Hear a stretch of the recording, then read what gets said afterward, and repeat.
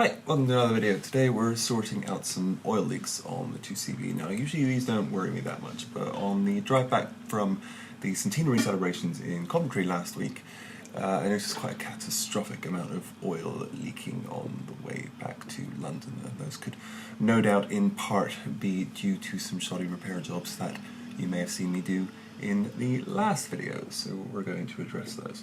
So on top of my own little repair jobs at fault was a faulty component known as the oil filler. Now the intuitive among you will imagine that the oil filler is where you fill the oil from. But you see, that would be logical. It's actually much more complicated than that. The oil filler is where you fill the oil from, but it fulfills another purpose as well. Within the oil filler stem, there's a system of one-way valves and sort of rubber diaphragms that provide a vacuum for the inside of the engine. So when the oil pressure goes up, it's got somewhere to go. This is especially a problem in the 2CV as a twin-cylinder boxer engine, because when the pistons, if you imagine, come together in the crankcase, they come together on their downward stroke at the same time. So the internal volume of the crankcase changes quite dramatically with each stroke, resulting in an increase in pressure. And if there's nowhere for that pressure to go, the oil will simply spill out of whatever orifice it's got to find. So within the oil filler tube, there's a system of vacuums that give it somewhere to go instead. Over time, these sort of rubber components and gaskets and diaphragms in there start to harden and crack and become no longer functional. So what oil leaks you may already have will become exacerbated by failure within this system. Thankfully, Burton, one of my favourite little companies that makes 2CV parts, sells you a kit with which you can refurbish your oil filler. So we're going to start off straight away with a little unboxing of said kit. On top of the kit, I bought some gaskets for the cam covers. Now you're supposed to change these really every time that you readjust the valves, but I thought I could get away without doing that. It turns out I was wrong. I'm losing quite a lot of oil in that area. I have a bit of a bone to pick with Burton at the moment, actually, because in the description on their website of the repair kit that they supply, they recommend that you buy with it a little return tube that goes to the dipstick tube and a new gasket as well. Now, those are very cheap parts, so I added those to the order, but they didn't tell me that they would supply. They simply recommended that you buy those on top of the kit. They didn't tell you that they were within the kit as well, so I ended up buying duplicates and they didn't flag that, which, you know, whatever, they're cheap parts. But just so you know, the kit does come with these little consumables.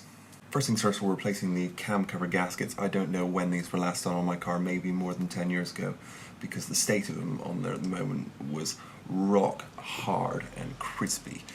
Now the original design of the cam cover gasket requires that you apply it with a glue or a sort of cement that becomes really quite difficult to remove every time you need to replace it, and you do need to replace it every time you remove the cam cover, so it's a bit of a nightmare. Burton has you covered on this. They've got an improvement design that I've bought which requires no glue, and it sort of envelops around the lip, the design of the cam cover, so it forms a better seal, so hopefully that's fixing my leak there. Just a little tip here, there is a specific torque setting for this little bolt here, but in absence of a torque wrench, you can just sort of get it finger tight and then spin it with a spanner 1.5 rotations. You don't want to overdo it because these cam covers are made of quite thin, quite fragile aluminium, and the danger with making it too tight is that you will deform those cam covers, and then that flat surface that came in contact with the head will sort of bow outwards and will no longer create as good of a seal. That's permanent damage that you'll end up doing. You'll need to replace your cam covers, so bad idea to overdo that. I wasn't going to really show you the process of me doing the other side because I thought it would be exactly the same, but it turns out the gasket on that side was much, much worse.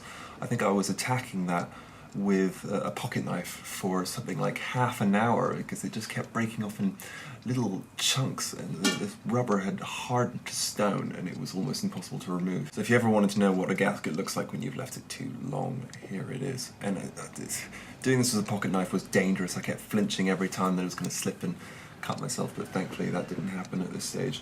Now we're getting to the highlight of the video. We're removing the oil filler now for refurbishment.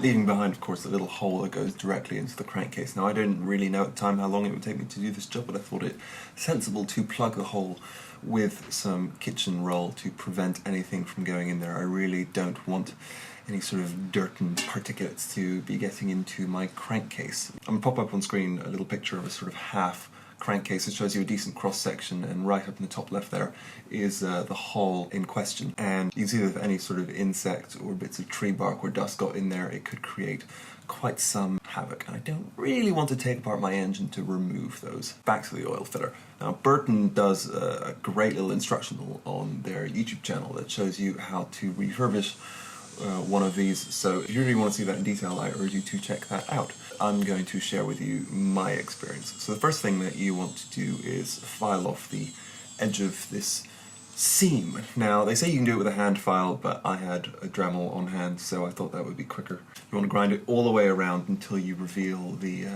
rubber seam inside that's going to allow you to split the unit apart. This took quite an alarming amount of force. It didn't really want to show many signs of coming apart too easily, but it worked in the end. Now we're getting down to replacing the deteriorated rubber components within. The Burton kit supplies you with a replacement for every single one of these, which is lovely. This is the real nightmare bit. I had to split apart the two components that make up the top half of the oil filler, and see on the Burton instructional it takes in 2 seconds, just like that, but I have to admit that it took me well over an hour with a Stanley knife and a flathead screwdriver. Now, it was in trying to take these two components apart that I came to the conclusion that I don't think Citroen originally intended for the oil filler unit to be disassembled. I think originally they would have intended you to replace the whole unit in a dealer somewhere. And you can still replace the whole unit if you like, but it's quite expensive these days, so if you have the patience, I would recommend saving yourself some cash and repairing the one that you have. Eventually, though, that piece did come apart so I could replace the internals within. But if you want a perfect illustration of why this sort of thing needs to be done, this rubber is meant to be extremely flexible. The new parts that I came with were real sort of floppy, but the ones that I took off, this one here, it's not acting like rubber. It broke in half like a biscuit. There's no way that was fulfilling its function properly. So I'm glad that I repaired this when I did.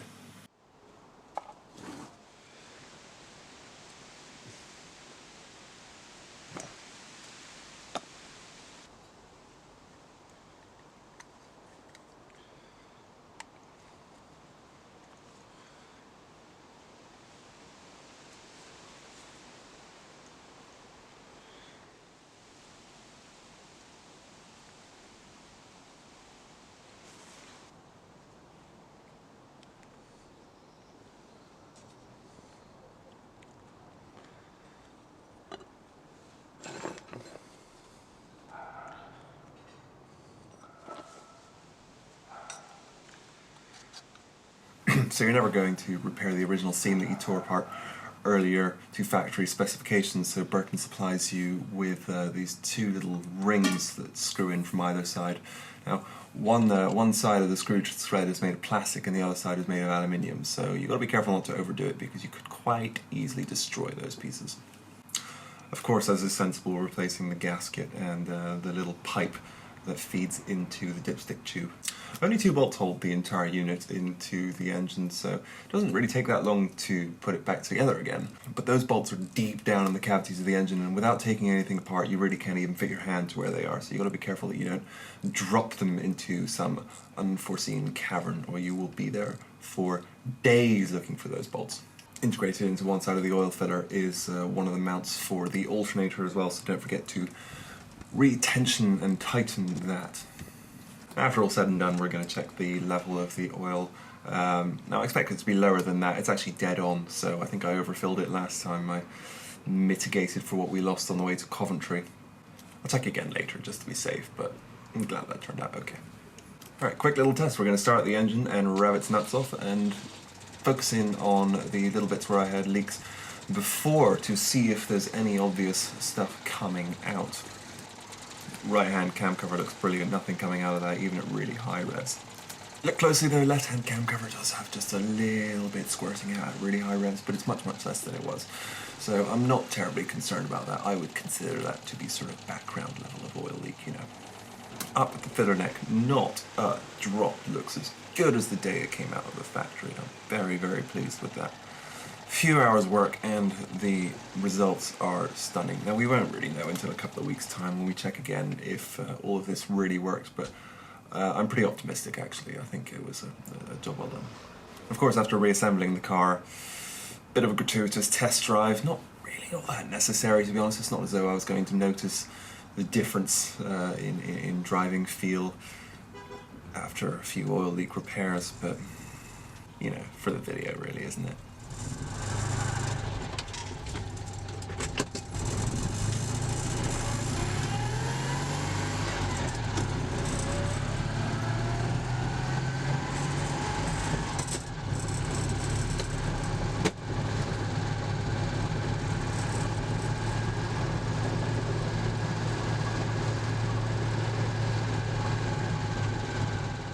So thank you very much for watching this video on Power Wagon Diaries channel. If you're chasing up leaks of your own, I hope this has been informative. If not, I hope this has at least been entertaining. And I think I will leave you off with a little bit of extra footage from that test drive. Thank you for watching. Take care.